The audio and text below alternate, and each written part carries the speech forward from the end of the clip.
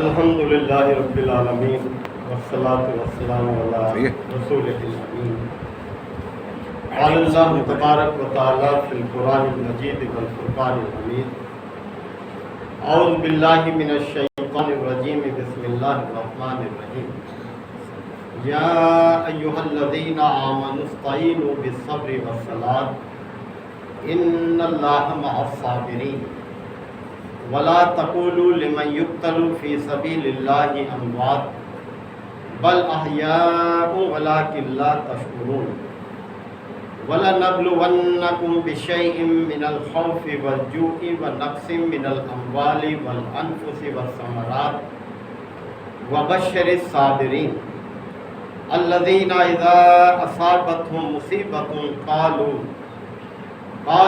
انا للہ وانا الیہ راجعون اولئک علیہم صلوات من ربہم ورحمہ واولئک هم المہتدون صدق اللہ مولانا العظیم۔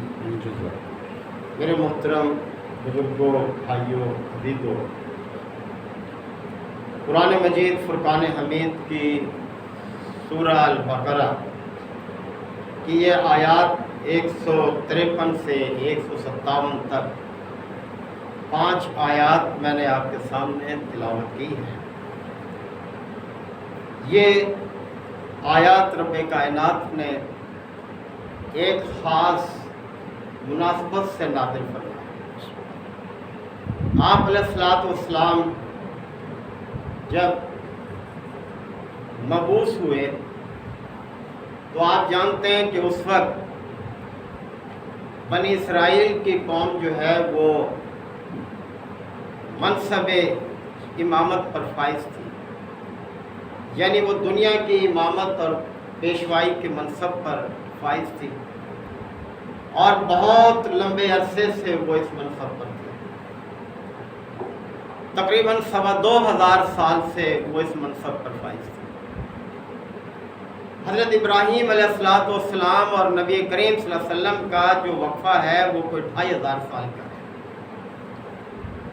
اور ابراہیم علیہ السلام کے پوتے حضرت یعقوب علیہ السلام، یعنی ابراہیم علیہ السلام کے بیٹے حضرت اسحاق علیہ السلام اور ان کے بیٹے پھر حضرت یعقوب علیہ السلام۔ حضرت یعقوب علیہ السلام ہی کا لقب اسرائیل تھا اور اسی حوالے سے ان کی قوم بنی اسرائیل کہلائی۔ اللہ تعالیٰ نے اس قوم پر بڑے احسانات کیے۔ بہت بڑا احسان یہ کہ جب حضرت یوسف علیہ السلام کے دور میں، حضرت یوسف علیہ السلام حضرت یعقوب کے بیٹے تھے، ان کے دور میں جب مصر میں ان کی بادشاہت قائم ہو گئی تو بنی اسرائیل قوم جہاں جہاں بھی بکھری ہوئی تھی وہ سب مصر میں آ کر آباد ہوئی، اور پھر ان پر ظلم اور ستم کا دور شروع ہوا جب حضرت یوسف علیہ السلام رخصت ہو گئے۔ وہ قوم مصر میں غلام بنا لی گئی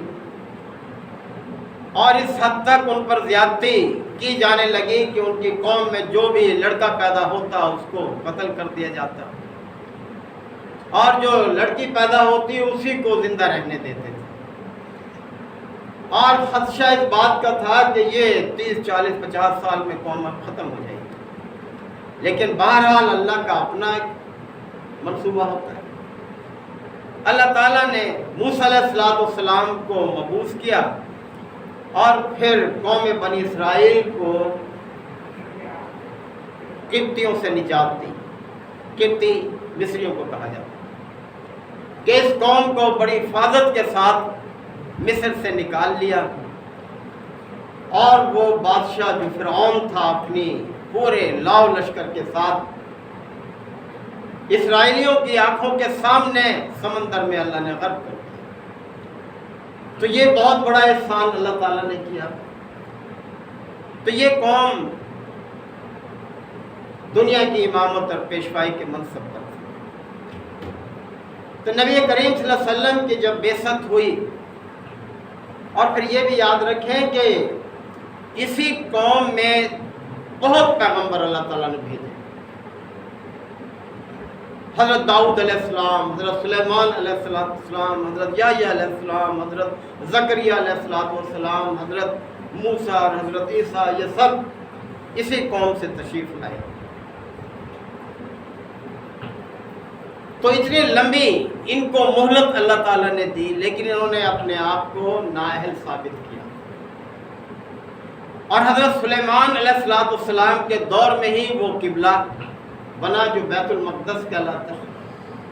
یعنی حضرت ابراہیم علیہ السلام کے کوئی 1300 سال بعد حضرت سلیمان علیہ السلام جو پیغمبر بھی تھے، بادشاہ بھی تھے، اور یہ قبلہ انہوں نے تعمیر کیا اور یہ اہل ایمان کا قبلہ مقرر ہوا. اور نبی کریم صلی اللہ علیہ وسلم کے بھی کوئی 15 سال تک یہ قبلہ رہا.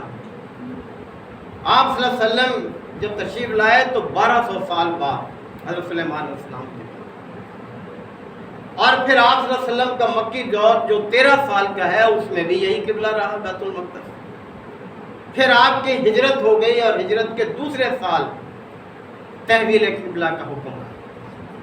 جب تحویل قبلہ کا حکم آ گیا تو یہ اس بات کا اشارہ تھا کہ اب قوم بنی اسرائیل جو ہے اپنے منصب دنیا کی امامت اور پیشوائی سے ہم معزول، اور اب نبی کریم صلی اللہ علیہ وسلم کی امت جو ہے اس کو اس منصب پر فائز کیا جا رہا ہے. لہذا آپ علیہ السلام کی امت کو دنیا کی امامت اور پیشوائی کے لیے اللہ نے منتخب کر لیا.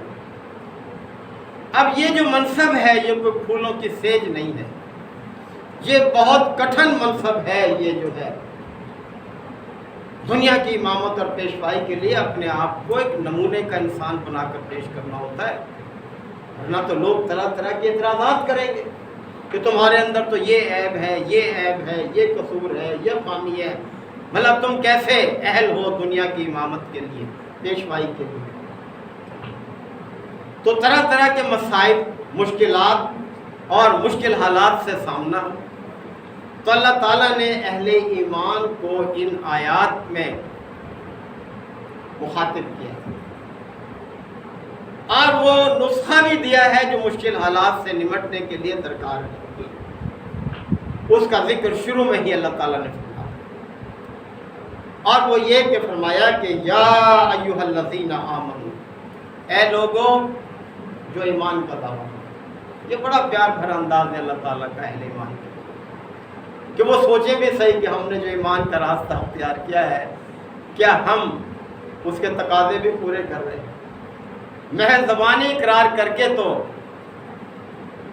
یہ دعویٰ پورا نہیں ہو سکتا. تو اے ایمان والو استعینوا بالصبر والصلاۃ، دو چیزیں اللہ نے بیان کی. صبر اور نماز سے مدد حاصل کرو. مصائب اور مشکلات آئیں گے، قوموں کی زندگی میں بھی آئیں گے اور انفرادی طور پر بھی آئیں گے، فردن بھی آئیں گے. ہر شخص پر مشکل حالات آتے ہیں، کبھی بیماری کی شکل میں، کبھی تنگ دستی کی شکل میں، کبھی خوف کی شکل میں. آگے اللہ تعالیٰ نے ان کا ذکر فرمایا، 5 حالات بیان فرمائے بڑے بڑے جن سے سابقہ پڑے گا. تو فرمایا کہ تم نماز سے اور صبر سے مدد حاصل کرو. یہ صبر جو ہے یہ بہت سارے اخلاقی اوصاف کا جامع عنوان ہے. صبر، باندھنا اپنے آپ کو. کس چیز سے باندھنا؟ اللہ کی اطاعت کے ساتھ اپنے آپ کو باندھنا. حالات سے دل برداشتہ ہو کر حق کے راستے کو چھوڑنا نہیں ہے، بلکہ حکمت کے ساتھ اپنے لیے کام کرنے کا میدان جو ہے وہ اختیار کرنا. تو اس کو صبر کہا جاتا ہے، اور یہ زندگی کے بہتر شعبوں میں انسان کو اپنانا ہوتا ہے. اگر وہ صبر نہیں کرے گا تو اپنی زندگی کے کسی مقصد کو حاصل نہیں کر سکے. زندگی کا کوئی بھی مقصد ہو صبر کے بغیر حاصل نہیں کیا جا سکتا. اسی طرح سے نماز ہے. نماز اپنے بہت سے اوصاف رکھتی ہے. نماز پڑھنے والے کے لیے، نماز کو قائم کرنے والے کے لیے. اور وہ تو یہ کہ انسان کو بے حیائی اور برے کاموں سے روکتی ہے۔ کتنا بڑا مفاد ہوا اس کا یہ۔ اللہ تعالیٰ نے خود اس چیز کو بیان فرمایا کہ ان الصلاۃ تنہی عن الفحشاء والمنکر، یہ نماز بے حیائی اور برے کاموں سے روکتی ہے۔ اگر انسان بے حیائی برے کاموں سے رک جائے تو بتائیں اس کا کتنا بڑا اونچا مقام ہے، وہ کتنے بڑے تقویٰ کے کتنے بڑے منصب پر آ جائے گا، کتنے بڑے مقام پر آ جائے گا۔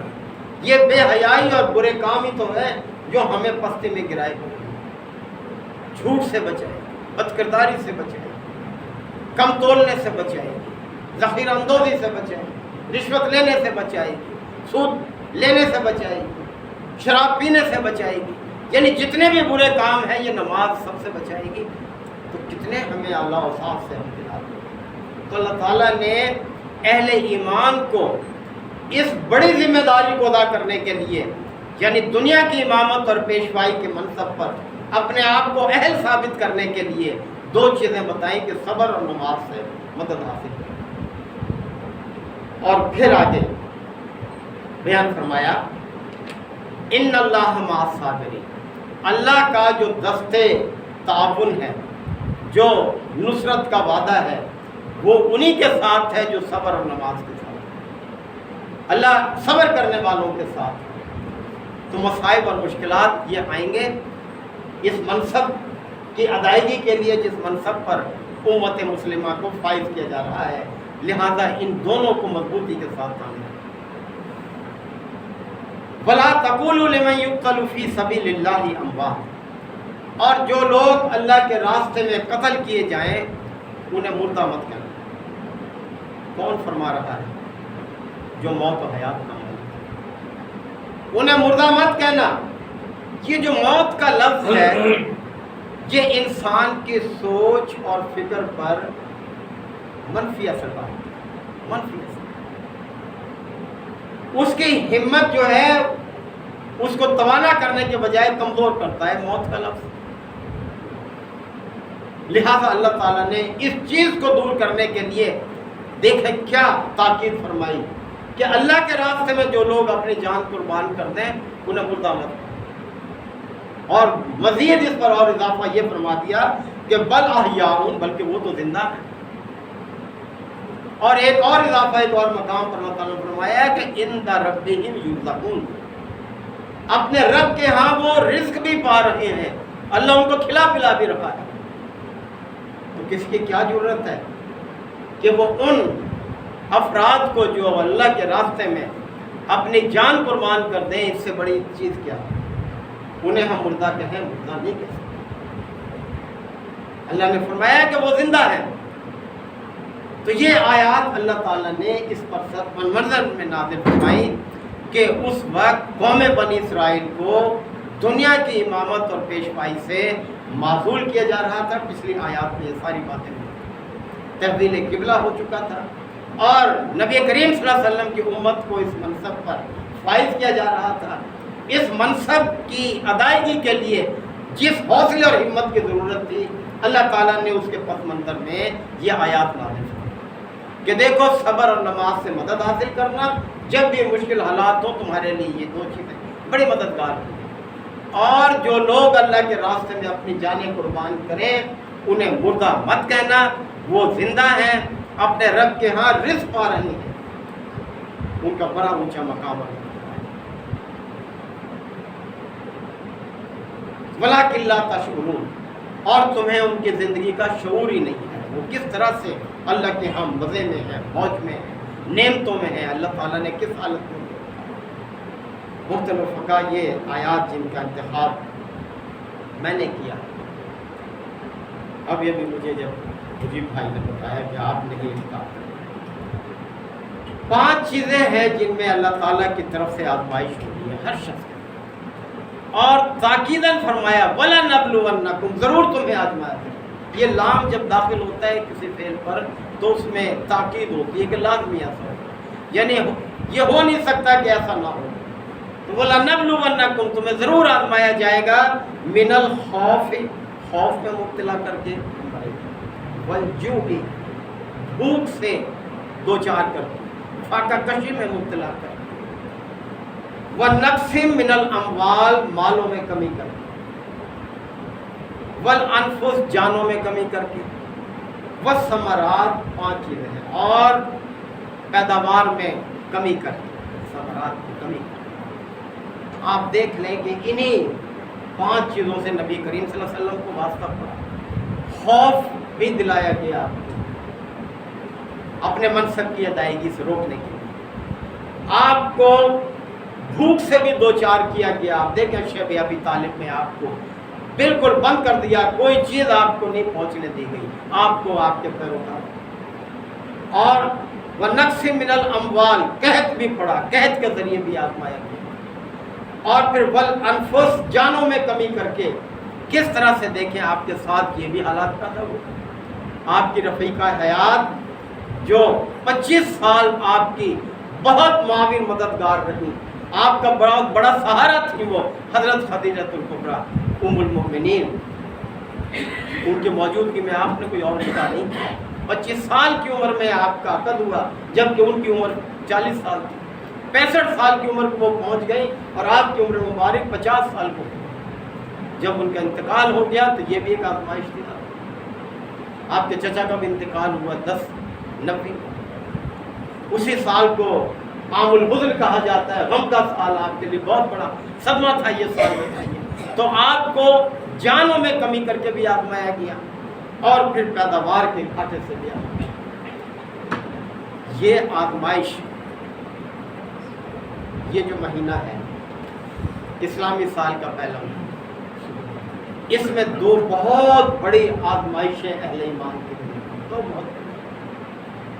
اور وہ پہلا ہی دن جو اس سال کا ہے، جسے یکم محرم کہا جاتا ہے، ایک دنیا کی عظیم شخصیت، جو ایسا انسان انبیاء کے بعد ایسا انسان نہیں وجود میں لا سکتا، اور نہ ہی قیامت تک بھی لا سکتا، وہ ہے امیر المومنین حضرت عمر فاروق کے، کہ ان کی شہادت اہل ایمان کے لیے، ملت اسلامیہ کے لیے ایک بہت بڑا نقصان، بہت ناقابل تلافی نقصان۔ یہ اتنا بڑا صدمہ اہل ایمان کو ہوتا ہے، یہ بہت بڑی آزمائش تھی اہل ایمان کی۔ 32 لاکھ مربع میل علاقہ ہے جو آپ کے زیر سایہ، اور اس طرح سے پرامن تھا کہ ایک مثال ہے قیامت تک کے لیے، کس طرح سے لوگوں کے حقوق کی ادائیگی ہوتی تھی۔ اور آپ فرماتے تھے کہ اگر فرات کے پلے کنارے پر کوئی کتا بھی بھوک سے مر گیا تو عمر اس کا جواب دیتے، کس طرح سے انصاف تھا۔ اور اس کے بعد دوسرا بہت بڑا حادثہ جو پیش آیا، وہ 10 محرم حرام کو حضرت امام حسین رضی اللہ عنہ کی شہادت کی۔ یہ بھی ایک بہت عظیم حادثہ تھا اہل ایمان کے لیے، امت مسلمہ کے لیے۔ میں اس کی تفصیل میں نہیں جاتا، آپ اس کا مطالعہ کریں، اس کو دیکھیں کہ کتنا بڑا یہ حادثہ تھا، اور وہ کوئی کفار کے ذریعے سے وجود میں نہیں آیا، بلکہ مسلمانوں ہی کے 2 گروہ تھے، اور دونوں طرف صحابہ موجود تھے، اور کوئی زیادہ عرصہ نہیں گزرا تھا آپ علیہ السلام کی وفات کے بعد، آپ کی رحلت کے بعد، 10 ہجری کے بعد آپ کی رحلت ہوئی، 61 ہجری میں، یعنی ٹھیک 50 سال بعد یہ حادثہ پیش ہوا۔ آپ صلی اللہ علیہ وسلم کا واضح ارشاد تھا کہ 30 سال میرے بعد جو ہے وہ خلافت رہے گی، اور 30 سال وہ خلافت رہے گی۔ آپ صلی اللہ علیہ وسلم کی رحلت کے بعد کوئی 2.25 سال حضرت ابوبکر صدیق رضی اللہ عنہ کی خلافت رہی، مثالی خلافت کا دور۔ اور پھر آپ کے بعد حضرت عمر فاروق رضی اللہ عنہ کی خلافت ہے، 13 ہجری میں آپ کی خلافت قائم ہوئی، اور وہ کوئی 10 سال تک جاری رہی، 10 سال مثالی دور ہے۔ اور پھر اس کے بعد 23 ہجری میں حضرت عثمان غنی رضی اللہ عنہ کو جو ہے اس منصب پر فائز کیا، اور 23 ہجری کے بعد یعنی 12 سالہ دور ہے حضرت عثمان غنی رضی اللہ عنہ کا، اور 35 ہجری میں ان کی شہادت ہوگی، 35 ہجری میں۔ اور اس کے بعد حضرت علی رضی اللہ عنہ جو ہیں ان کی خلافت جو ہے ان کا دور ہے، اور کوئی 5 سال ان کی خلافت رہی، اور 40 ہجری میں یہ خلفائے راشدین کا دور جو ہے وہ، تو 30 سال یعنی 11 ہجری میں یہ آغاز ہوا آپ صلی اللہ علیہ وسلم کی رحلت کے بعد، اور 40 ہجری میں جو ہے یہ حضرت علی رضی اللہ عنہ کی شہادت کے بعد یہ سلسلہ جو ہے وہ، یہ چاروں خلفاء کا جو دور ہے یہ خلفائے راشدین کا دور کہلاتا ہے، اور یہ عین انہی اصولوں کے مطابق یہ خلافت وجود میں آئی جو کہ اسلام کا شعار ہے۔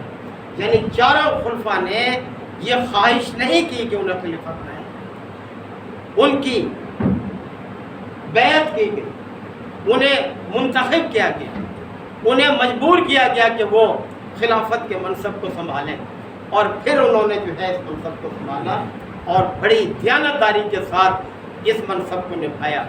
لیکن اس کے بعد جو دور آیا ہے جب حضرت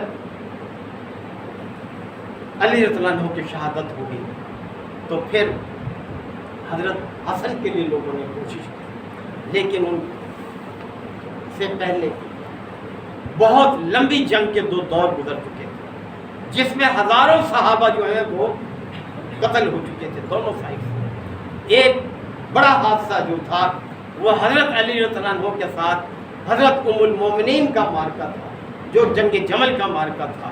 بہت آنسو آتے ہیں جب اس بات کے اوپر پڑھتے ہیں کہ دونوں طرف جو ہے وہ مسلمانوں کی تعداد جو ہے وہ ایک دوسرے کے سامنے سب تھا اور ایک دوسرے کو قتل کر رہے۔ اور اس کے بعد دوسرا بڑا حادثہ جو ہے وہ حضرت علی رضی اللہ عنہ کے ساتھ حضرت امیر معاویہ رضی اللہ عنہ کا جنگ کا معاملہ، کہ جسے جنگ صفین کہا جاتا ہے۔ اس میں بھی ہزاروں صحابہ جو ہے دونوں سائڈ سے وہ جو ہے وہ قتل ہو گئے۔ تو اتنا لمبا دور جو ہے ایک جنگ کا چل چکا تھا، تو حضرت حسن رضی اللہ عنہ نے اسی میں عافیت سمجھی کہ اب امت کو مزید خون ریزی کی طرف نہ لے جائے، اور انہوں نے حضرت امیر معاویہ سے اس پر صلح کر لی اور ان کی بیعت اختیار کر لی اور انہیں خلیفہ تسلیم کر دیا گیا۔ لیکن وہ دور بادشاہ کا دور، جب ہم تاریخ کو پڑھتے ہیں تو ہمارا یہ منصب نہیں ہے کہ ہم اس پر کوئی تبصرہ کریں، اس لیے کہ ہمارے لیے سبھی معزز ہیں، ہم سبھی کا احترام کرتے ہیں، نہ ہمارا یہ مینڈیٹ ہے کہ ہم کسی کو حق کسی کو باطل جو ہے اس کو ثابت کریں۔ معاملہ اللہ کے سپرد ہے، اللہ ہی اس کا فیصلہ کرے گا۔ لیکن بہرحال تاریخ کی جو مستند کتابیں ہیں جن میں جو واقعات درج ہوئے ہیں، جیسے طبری ہے، البدایہ والنہایہ ہے، اسی طرح سے ابن الاثیر ہے، اور کتابیں ہیں جن کو مسلمانوں کے سب مکتب فکر تسلیم کرتے ہیں، اور بخاری اور مسلم میں وہ روایات موجود ہیں کہ جو اس دور میں پیش آئی ہیں، ان سے کوئی بھی انکار نہیں کر سکتا کہ پھر وہ دور ایسا شروع ہو گیا کہ جو کیسر و کسریٰ کا دور تھا، کہ جب رہائش بادشاہت اس طرح سے ہو گئی کہ محلات جو ہے وہ تعمیر ہو گئے، جو بیت المال تھا وہ بادشاہ اور شاہی خاندان کی ملکیت بن گیا، وہ امانت نہ رہا جو کہ خلفائے راشدین کے دور میں تھا، کہ جو ایک امانت کے طور پر خرچ کیا جاتا تھا۔ تو بہرحال یہ دور چلتے چلتے پھر اس حد تک پہنچ گیا کہ 20 سالہ دور ہے سیدنا امیر معاویہ رضی اللہ تعالیٰ عنہ کی حکومت کا، یعنی وہ خلافت تو نہیں تھے جو کہ وہ خلافت کا جو دور چل چکا تھا۔ اور پھر انہوں نے 53 ہجری میں ہی اپنے بیٹے یزید کے لیے جانشینی کے راہ ہموار اختیار کرنے شروع کر دی، اور پھر 60 ہجری میں جب ان کا وصال ہو گیا تو وہ یزید جو ہے متحد، اور پھر 61 ہجری میں یہ واقعہ جو ہے حضرت امام حسین رضی اللہ عنہ کا پیش آیا۔ حضرت امام حسین رضی اللہ عنہ کے بارے میں یہ نہیں کہا جا سکتا کہ وہ جنگ کرنے کے لیے جو ہے وہ کوفہ تشریف لے گئے تھے۔ جنگ کے لیے تو ایک فوج ہوتی ہے، اسلحہ ہوتا ہے، تیاری ہوتی ہے، وہ تو اپنے 72 نفوذ کے ساتھ تشریف لے گئے۔ اور کس لیے لے گئے؟ آج ہم نے اس مقصد کو تو بھلا دیا ہے، اور اس 10 محرم کو محض ایک تہوار کے طور پر جو ہے وہ منانا شروع کر دیا ہے، ایک خاص شکل اس کو دے دی ہے، اور اسی کو ہم جو ہے اپنے لیے کافی سمجھتے ہیں، جبکہ جس مقصد کے لیے آپ علیہ السلام نے قربانی دی اس مقصد کو ہم فراموش کہتے ہیں۔ اور وہ مقصد کیا تھا کہ افضل الجہاد کلمۃ الحق عند سلطان جائر، سب سے بہتر جہاد، جن کی ساری مسلمان کی جہاد ہر معاملے میں جہاد ہے. نماز کے لیے بھی آئے تو یہ بھی ایک جہاد. تو بہرحال افضل جہاد جو ہے وہ ظالم اور جابر بادشاہ کے سامنے کلمہ حق ہے. آپ نے کلمہ حق کو بلند کیا جسے بڑے بڑے یعنی صحابہ بھی فراموش کر چکے تھے اور مصلحت کے تحت انہوں نے بھی جو ہے اتباع اختیار کر لی تھی، لیکن امام حسین علیہ السلام نے کلمہ حق جو ہے وہ پیش کیا اور اس پر اپنی جان قربان کی. اور میدان جنگ میں بھی آپ دیکھیں نماز کو ترک نہیں کیا، اسے حل کیا. اور جو کچھ آپ کے ساتھ ہوا وہ تاریخ کا حصہ ہے کہ آپ کا سر تن سے جدا کر دیا گیا، آپ کے سر کو نیزے پر اٹھا کر نمائش کی گئی کوفہ میں، اور پھر اس کو دمشق بھیج دیا گیا. اور پھر جو آج جو روضہ موجود ہے وہاں آپ کا وہ جسم موجود نہیں ہے. وہ جسم تو وہیں کربلا کے میدان میں وہیں پر گھوڑے دوڑا دیے گئے ان لاشوں پر جو وہاں قتل ہوئے، اور ان کو مسح کر دیا گیا اور پھر زمین میں وہیں دفن کر کے پانی کھڑا کر دیا گیا. 40 دن تک وہ پانی جو ہے اوپر کھڑا رہا کہ یہاں کوئی نام و نشان باقی نہ رہے. اور وہ سر مبارک ہے جو وہاں آج جو روضہ آپ کا ہے وہ جہاں پر وہ دفن ہے. تو محترم بھائیوں، آج بھی اس چیز کی ضرورت ہے کہ ہم اس مقصد کو پہچانیں جس مقصد کے لیے امام عالی مقام نے اپنی نہ صرف اپنی جان قربان کی بلکہ اپنے وہ 72 نفوس جو ہیں وہ بھی قربان کر دیے. صرف ایک آپ کا لفظ جگر زین العابدین باقی بچے اور انہی سے وہ نسل جو ہے وہ آج تک چل رہی ہے. اللہ تعالیٰ ہم سب کو اس مقصد کو حاصل کرنے کی، اس کو پورا کرنے کی توفیق عطا فرمائے.